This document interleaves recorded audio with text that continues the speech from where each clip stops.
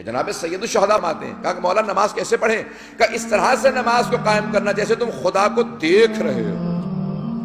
دیکھ رہے ہو تو مراد یہ مادی لحاظ سے نہیں، اللہ جسم نہیں ہے، مریض نہیں ہے، اللہ نظر نہیں آتا، یعنی ایمان کی آنکھوں سے دیکھ رہے ہو، مشاہدہ کر رہے ہو، شہود کی منزل پہ ہو کہ ہاں لقاء پروردگار ہے.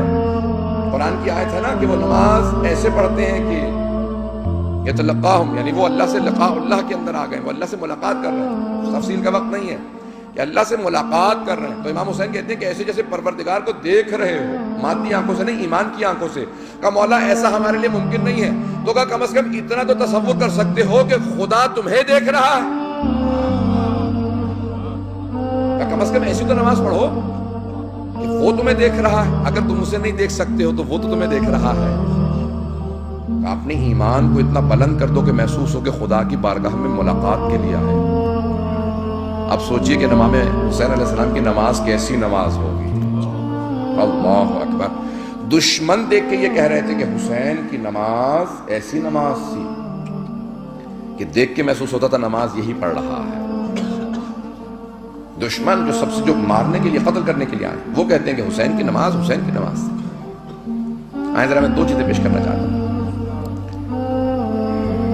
کہ سید الشہداء کی نماز سے متعلق دو باتیں اگر پیش کر رہا ہوں کہ کیا انداز ہے جناب سید الشہداء کا.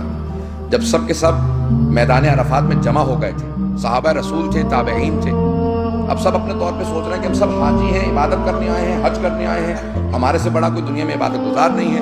لیکن ایک مرتبہ کسی سید الشہداء نے دعائے عرفہ پڑھنا شروع کی. ہر طرف سے لوگ سمٹتے ہوئے آنے لگے. کہا یہ کس کی آواز ہے؟ اس کی آواز میں درد بہت ہے.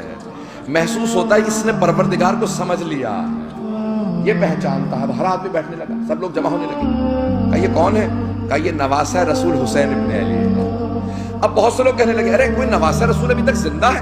ہمیں تو معلوم ہی نہیں تھا. کیوں؟ بنو امیہ نے اس طرح سے جناب سید الشہداء کو کارنر کر دیا تھا، کوئی پہچانتا نہیں تھا. واحد امام ہے جن سے ایک حدیث نہیں ہے فقہ پہ، یعنی اب میں نام نہیں لینا چاہتا ہوں کہ یہ لوگ اس طرح سے سید الشہداء کو. اب سید الشہداء نے کہا کہ دیکھو 10 سال تم نے جو چاہا کر لیا، اب میری باری ہے.